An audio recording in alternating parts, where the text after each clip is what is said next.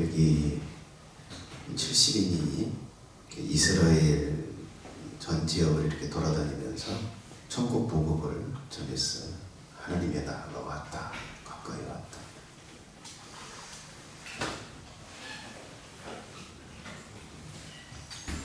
예수님이 보실 때 그렇게 이야기를 좀 하십니다. 사탄이 하늘로부터 번개같이 떨어지는 것을 내가 보았다. 전도자들이 이스라엘을 돌아다니면서 전할 때 사탄이 반응을, 사탄이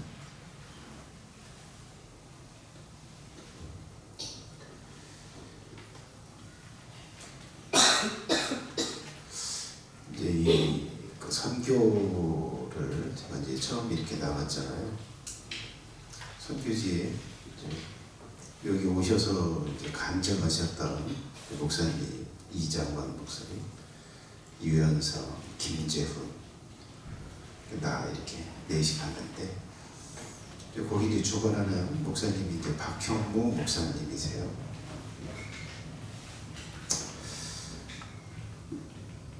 이제 이 목사님, 뭐 다사랑교 이제 유현성 목사님 얘기를 좀 들어보니까 그 얘기를 하는 거예요. 이번에 뭐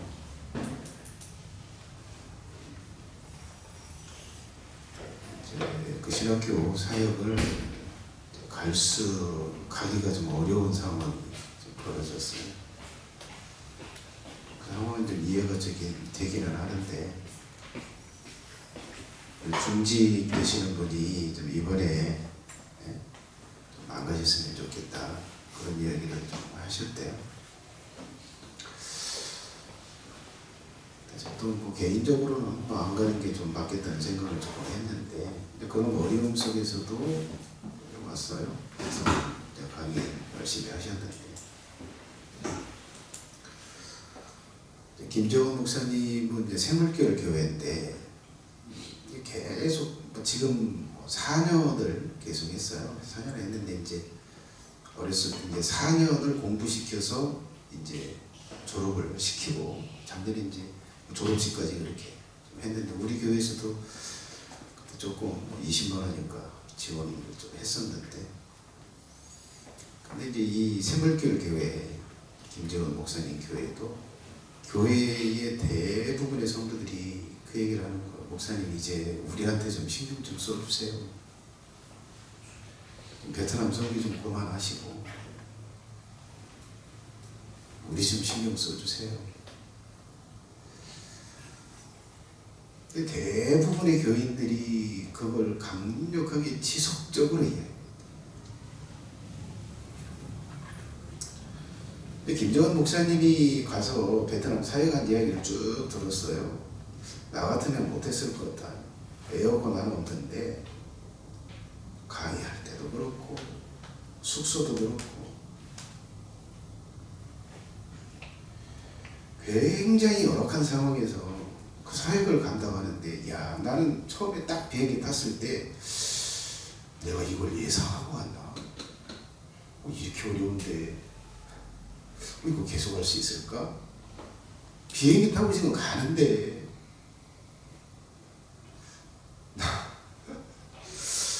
다음에는 좀 안 와볼까? 이런 생각까지 드는 거예요. 저는 아시아 타고 왔어요. 근데 이 박형모 목사님이랑 김정은 목사님 그 얘기를 하는 거예요. 그 소형 그 항공사를 타고 왔대요. 그럼 의자에 앉아 있으면 이 앞이 앞으로 히프도 앞으로 뺄 수도 없고 뒤로 바짝 앉아서 붙여야 이게 앉을 수 있다는 거예요.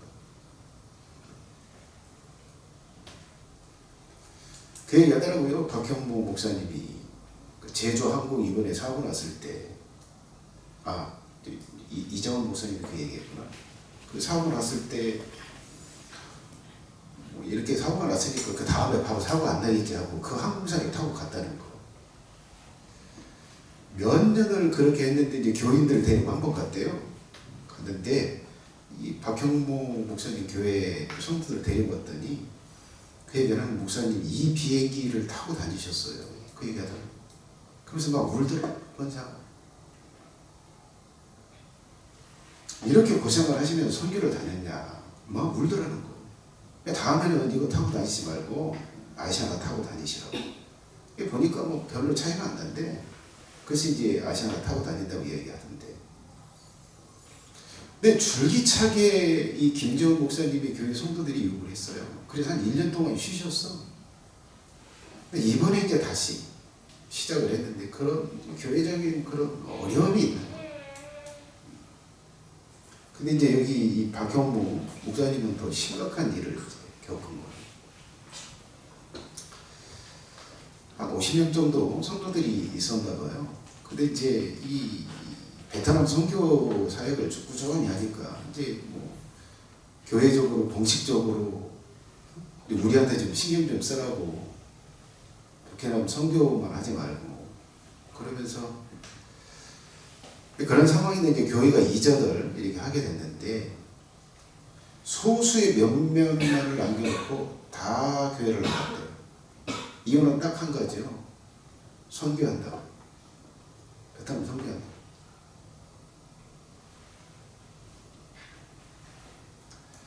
그래서 성도들한테 그렇게 이야기를 했대요. 나는 하나님이 베트남 선교 새로운 영혼들 목회자 세우라고, 신학교 세우라고 사명을 주셨으니까 그 사역에 동참할 사람들만 나가고 그 나머지는 나가도 된다. 그 얘기를 하는 거예요. 목사님, 제가 베트남에 비행기 타고 딱 오시잖아요. 그러면 새벽기도 안 나오고 수요일 예배도 없는데 일 나가서 집에 가서 샤워하거나 집에 뭐 식사하고 뭐하고 교회 오는 게 아니라 일터에서 교회로 바로 온다. 매일 목사님이 베트남 선교에서 돌아올 때까지 교회에서 잔다. 온 성도들이 그 사역을 위해서 기도한다.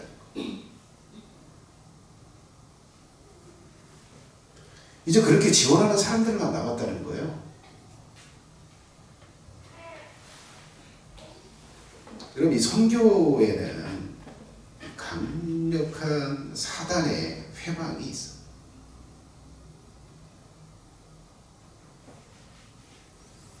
그래서 이걸 시작하기도 어렵고 유지하는 것은 몇 배가 어렵고 그걸 상당 기간 한다는 건 거의 불가능합니다.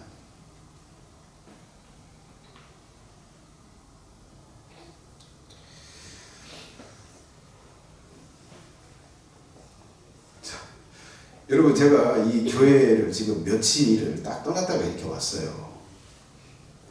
근데 주일날 예배 숫자가 확 줄었어요.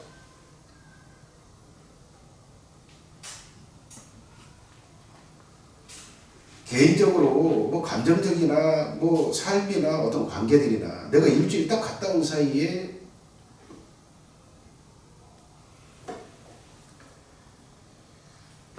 영적으로 완전 무너져가지고 교회를 그만 나올까? 이런 일들이 그 사람이 그렇게 하는 게 아니라 악령이 역사를 하는 거예요. 우리 형수님 수요일날 안 나오고 오늘도 안 나왔어요. 전례 없던 일이죠.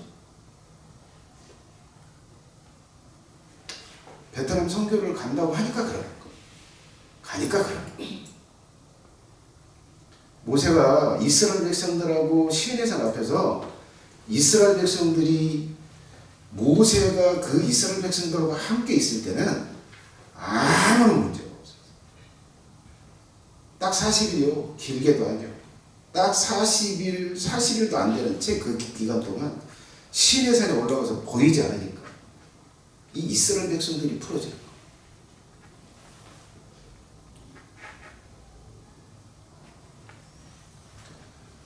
베트남 사역을 올해도 아니죠. 일주일, 딱 5일 딱 비웠는데 이런 현상들이 일어나는 거예요.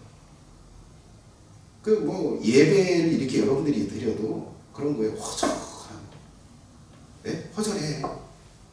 목사님이 이 교회를 떠났다는 이것 때문에 여러분의 마음속에 예배를 드릴 때도 허전하고 예배를 드릴 때도 풀어지고 이런 현상들이 일어나요.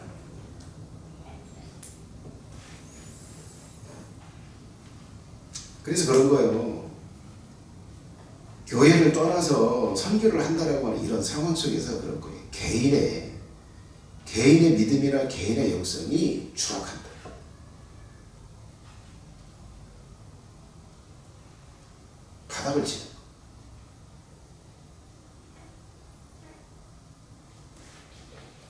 그래서 여러분 개인적으로 영적으로 든든히 서 있어야 이곡당 다른 목회자들을 세울 수 있는 사역에 목회자인 내가 동참할 수 있는 거예요. 여러분들이 개인적으로 서 있지 못하면 막 무너지고 예배의 숫자가 줄고 또 교회 나가는 성도들이 있고 이래버리면 사역 못하죠.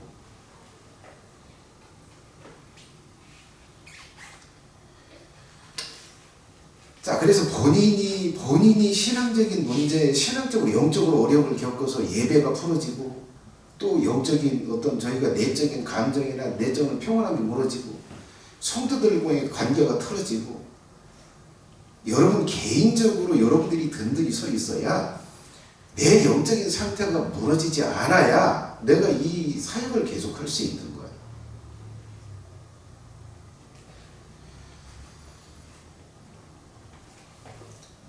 그리고 여러분 이제 그걸 이제 넘어서는 사람들이 그런 게 교회에 남아 있으면서 이제 조금씩 압력을 가하는 거예요. 목사님, 선교도 중요하죠. 근데 우리가 더 중요하지 않아요? 좀 적당히 하세요.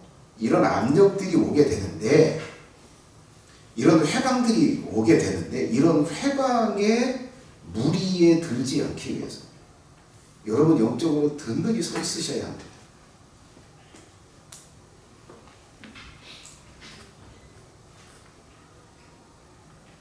가장 이상적인 건 그런 거예요. 여기서 내가 목회하면서 여러분들의 영혼을 기존보다 더 든든하고 더 안정적으로 쭉 세워가는 일이요. 이걸 하면서 동시에 똑같이 다른 이북 땅에서 영혼들을 세우는 그 일을 한다면 이것처럼 금상첨화 이것처럼 좋은 건 없어요. 한 교회에서 여기서 머물면서 여기만 신경 쓰세요. 거기 신경 쓰세요. 마사가 이렇게 한다면 누구도 교회의 영혼들을 양육하는 일을 해야지 외국으로 나가서 선교하는 일은 없어지는 거예요. 아무나 이 선교 사역을 감당할 수 있는 교회가 되는 게 김재원 목사님이 심각한 위기가 왔고 그 신학교를 세우면서 그걸 지금 해가고 있는 박형모 목사님의 교회도 예단교회인데 그 교회도 이미 심각한 후폭풍을 겪고 교회를 그만하고 베트남 사역에 전념할까? 교회를 접을까? 이 심각한 고민을 하는 그런 것들을 겪으면서 그런 것들을 이겨낸 사람들만 이 선교 사역에 동참하고 있는 거예요.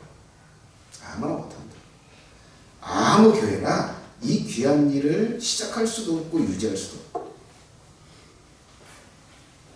내가 선교 사역을 함으로써 여러분들이 개인적인 영적인 상태가 무너지지 않게 든든하게 서세요. 그리고 내가 베트남 사역에 할 수 있도록 여러분이 회방자가 아니라 든든한 지원자가 되셔야 합니다. 그래야 이 사역을 감당할 수 있어요.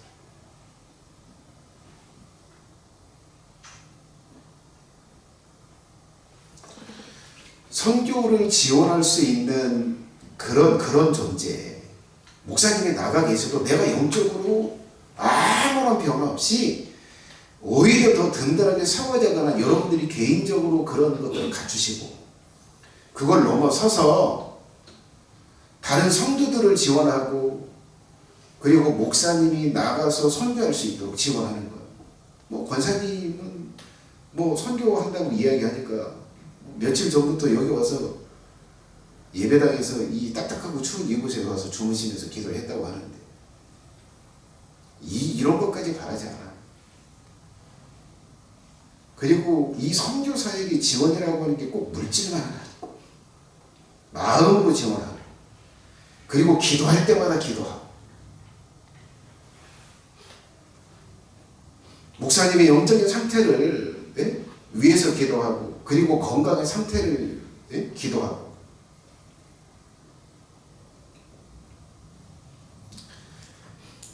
이렇게 해야 이 사역을 유지할 수 있고 이 사역에서 선한 열매를 맺을 수 있다. 모르겠어요. 저는 이 사역이 뭐 얼마나 하게 될지 얼마 기간을 할 수 있을지 모르겠어요. 근데 그것은 그런 거예요. 여러분들이 교회 각자 성도들이 든든하게 서 있는 걸 봐야 내가 이걸 유지할 수 있을 거고. 그리고 저는 여러분들이 몇 사람이 이제 베트남 선교사에 그 말 하세요 그러면 나 그거 거부하지 않고 베트남 사역 할 생각 없어요. 곧바로 중지할 거. 곧바로 중지할 거라고. 뭐 들려서 이렇게 넘어서 건너뛰어서 이렇게 들으려고 와도 베트남 사역 딱 그만둘 거. 여러분들이 지원하지 않아요. 안 해요. 안 할 거예요. 그건 아무나 할 수 있는 교회가 아무나 할 수 있는 공동체가 그건 굉장히 높은 경지에 교회가 하는 거고 성도들이 하는 거예요.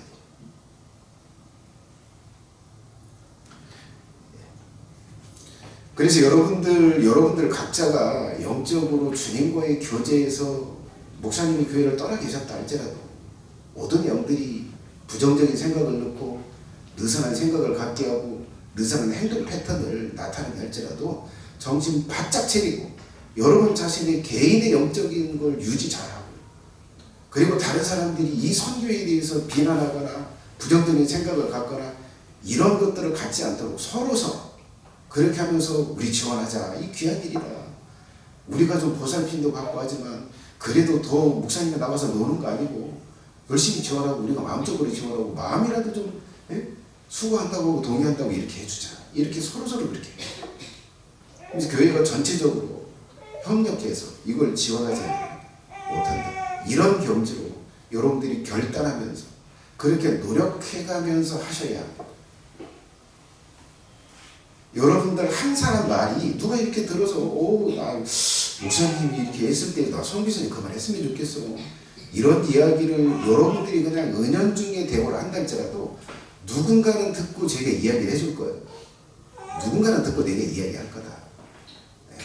그 이야기를 딱 듣는 순간 나는 소리 소문 없이 이제 베트남 사요 뭐 힘들고 어쩌고 이제 그만 하겠다고 딱 하게 될 겁니다. 그래 여러분 뭐 오늘 이게 베트남 사역이라고 하는 거 선교라고 하는 이게 어둠의 영들의 이 사탄의 강력한 회방입니다. 이 회방에 여러분 개인적으로 흔들리지 않기를 정신 바짝 차리고 하시고 그리고 이 선교사의 든든한 기도의 지원자 마음의 지원자 그렇게 되기로 또 결단하고 그렇게 하셔서 우리가 좀 더 위대하고 더 고차원적인 그런 사역을 감당하는 교회가 되었으면 좋겠습니다. 기도하겠습니다. 그런 기도를 좀 드렸으면 좋겠습니다. 주님, 제가 영적으로 목사님이 베트남 선교를 가서 내 영적으로 나를 만나주지 못하고 내가 영적으로 점검받지 못하고 세워지지 못한다 할지라도 내 영혼이 든든하게 설 수 있도록 도와주세요. 그리고 내가 이 베트남 선교 사역에 회방자가 아니고 비난자가 아니고 막는 자가 아니라 지원하고 어떤 방식으로든지 협력하려고 애쓰는 그런 영혼이 되게 하시고 그런 교회가 되게 해주세요. 함께 기도하는 시간 갖겠습니다.